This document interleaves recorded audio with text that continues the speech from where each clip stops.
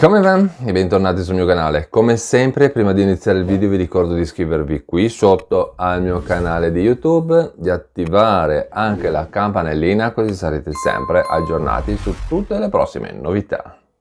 Bene, prima di iniziare il video vi devo ricordare una questione che riguarda le dichiarazioni dei redditi. Sapete, siamo ormai in periodo, quindi è giusto che vi dico questa cosa qua.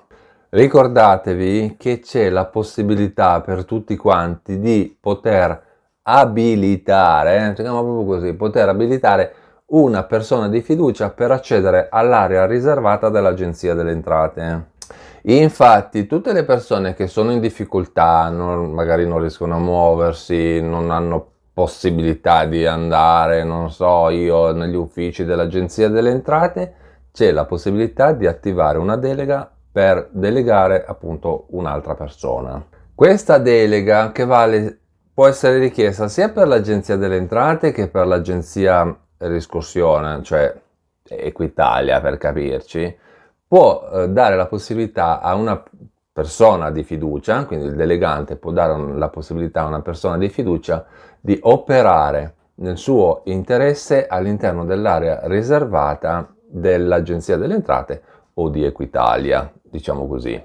Poi lo sapete, vabbè, non lo so, vabbè, ve lo dico io, comunque potete anche delegare un consulente, quindi che ne so io, un CAF, un commercialista, un avvocato, un tributarista, non so, oltre alla persona di fiducia potete abilitare anche un professionista.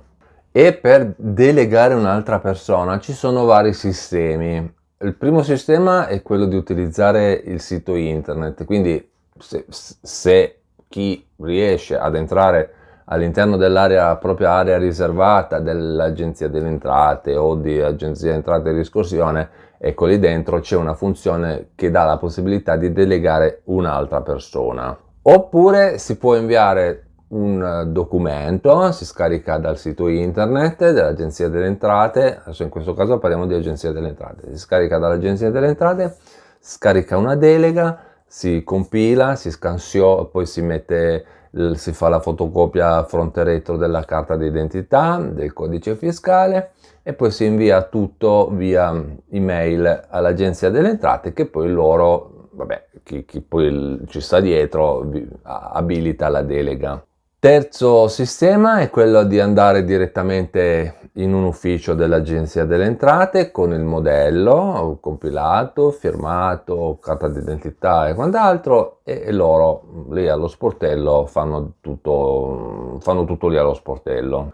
Oppure l'ultimo sistema, che questo è nuovo, non lo sapevo neanche io, si può utilizzare il servizio online di videochiamata. Praticamente voi prenotate un appuntamento sul sito dell'Agenzia delle Entrate, prenotate un appuntamento, dopodiché selezionate online videochiamata e poi loro vi richiamano con una videochiamata e voi gli dite che praticamente volete abilitare una terza persona, un'altra persona. Comunque anche qua alla fine della videochiamata comunque dovete inviargli poi un'email, una PEC con i documenti, la delega, la carta d'identità per abilitare la questione. Secondo me, per mio modus operandi, il sistema migliore è quello di entrare all'interno del proprio profilo, cliccare abilita a terza persona e buon altro a secchio. Oppure ancora più veloce quello di andare direttamente in ufficio dell'Agenzia delle Entrate e risolvete i problemi. Cambiamo argomento e parliamo di un'altra questione. Oggi vi spiego, visto che tra l'altro siamo in fase di dichiarazioni dei redditi, vi spiego come fare a recuperare il trattamento integrativo o bonus Renzi, quello da 1200 euro, proprio all'interno della dichiarazione dei redditi modello 730 o modello unico redditi. A me piace ancora chiamarlo modello unico, vecchio sistema, per chi eventualmente non l'avesse ancora ricevuto direttamente in busta paga. Praticamente il trattamento integrativo o bonus Renzi di 100 euro al mese, 100 euro al mese, è riservato in misura piena ai lavoratori con un reddito fino a 15.000 euro. Per chi supera i 15.000 euro invece può aspettare una somma un po' diversa. Come vi ho sempre detto, questo bonus viene pagato direttamente in busta paga.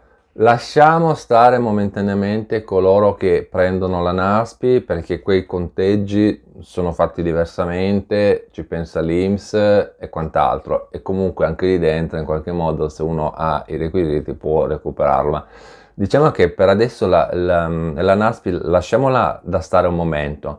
Parliamo del discorso busta paga.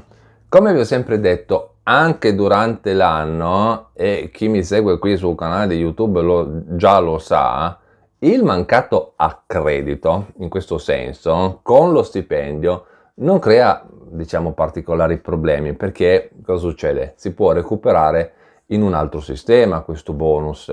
Infatti, come vi ho detto, con la dichiarazione dei redditi tutti i lavoratori dipendenti, che ovviamente hanno i requisiti per poterlo ricevere, possono recuperare il bonus che gli spetta. Poi ovviamente dovranno fare la dichiarazione dei redditi anche altre categorie di lavoratori, di persone, come per esempio le colf e le badanti, perché lo sapete, per loro il datore di lavoro non è un sostituto d'imposta e quindi non può pagare il bonus in busta paga. E allora, quando lo pagheranno effettivamente questo rimborso di 1.200 euro o la differenza che mancava per arrivare a 1.200 euro? I tempi del rimborso con la dichiarazione dei redditi 730 sono diversi e, udite bene, variano in base a quando viene fatto l'invio telematico della dichiarazione.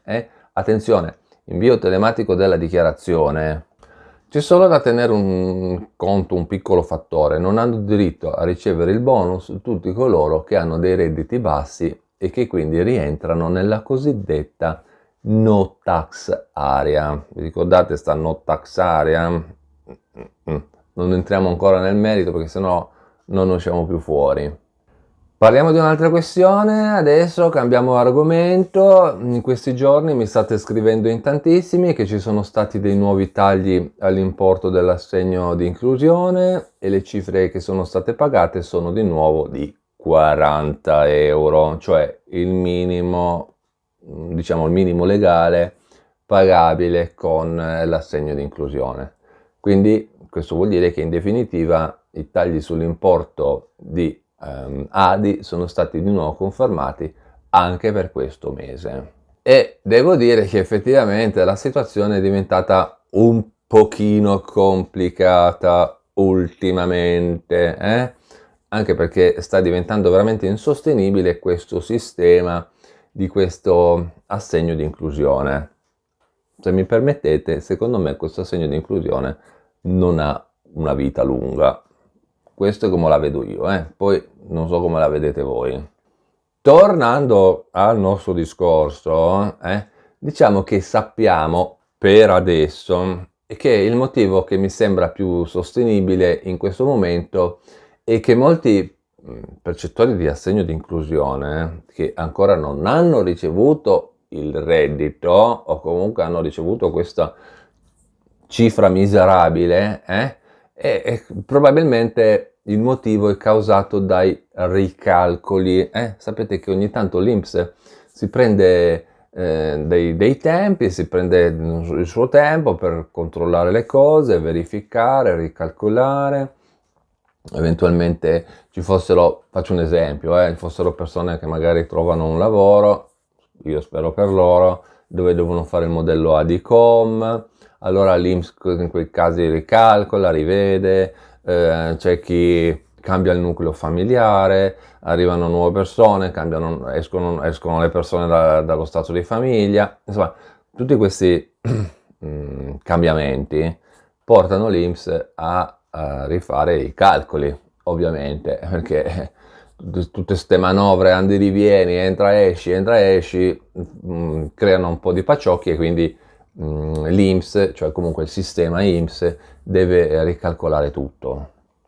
Quindi pare che poi una volta finiti questi ricalcoli, la situazione dovrebbe in teoria tornare alla normalità un po' alla volta e quindi usciranno poi le nuove disposizioni di accredito. Chi deve prendere gli arretrati si prende gli arretrati, chi eventualmente deve restituire faranno come solito, come già facevano con RDC, quindi non è che fanno chissà quali grandi esperimenti, chissà quali invenzioni.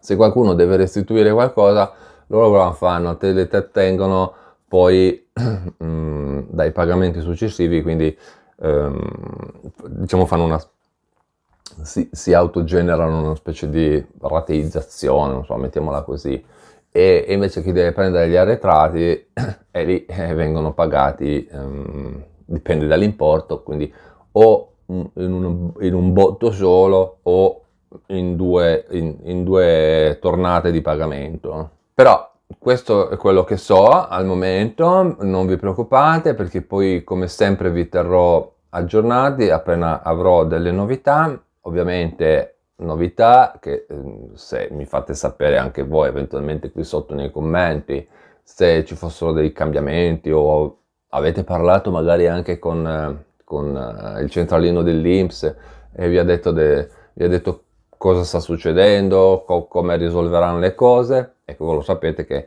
se me lo fate sapere qui sotto nei commenti, tanto meglio, almeno così. Tra l'altro, chi guarda il video, come dico sempre, chi guarda il video dopo di voi e legge i commenti, insomma, si sa regolare su come muoversi, che cosa sta succedendo, eventualmente come l'INPS ha risolto quel problema e quindi ci si capisce cosa fare. Poi la pillola di oggi, ecco la pillola di oggi è che vi ricordo che ho aperto un canale Telegram, una chat su Telegram, quindi voi andate lì dentro, poi cliccate sulla LED di ingrandimento e dovete scrivere Luigi YouTube. All'interno di quella chat potete fare domande e ricevere risposte. Quella cosa bella. C'è sempre qualcuno pronto e disponibile a darvi un consiglio, darvi una mano, cercare di capire, ma ve lo ricordo, quella chat non funziona come qui su YouTube che voi scrivete i commenti, poi io vi rispondo o vi rispondo proprio così e poi buonanotte a secchi, alcune persone manco mi rispondono grazie, no? Per esempio, quella chat, così per dire.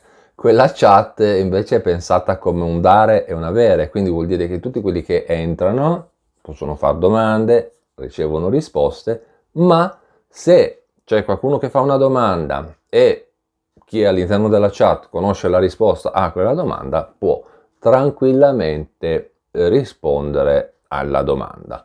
L'unica cosa che dovete fare quando entrate in chat, dovete confermare cioè entrate dentro, dovete semplicemente confermare di entrare, di aver letto il regolamento. Una volta che avete letto il regolamento, l'avete confermato, potete entrare in chat, siete praticamente entrati in chat tranquillamente. Quindi vi aspetto anche in chat. Con questo è tutto, io vi ringrazio per avermi guardato, vi ricordo di iscrivervi qui sotto al mio canale di YouTube, di attivare anche la campanellina così sarete sempre aggiornati su tutte le prossime novità. E noi ci vediamo in un prossimo aggiornamento sempre qui sul mio canale di YouTube. A presto, ciao!